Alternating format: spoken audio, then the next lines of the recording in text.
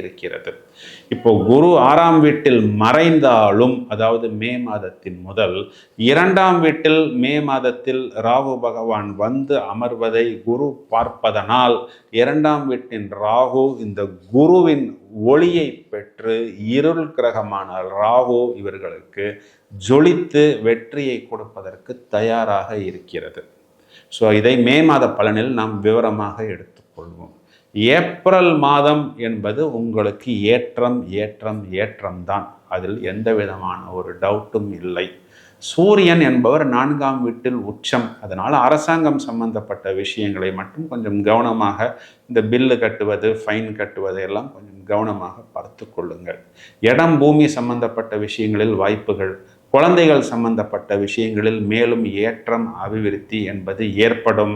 இந்த மீடியா சம்பந்தப்பட்ட field, interior decoration, கலைகள் சம்பந்தப்பட்ட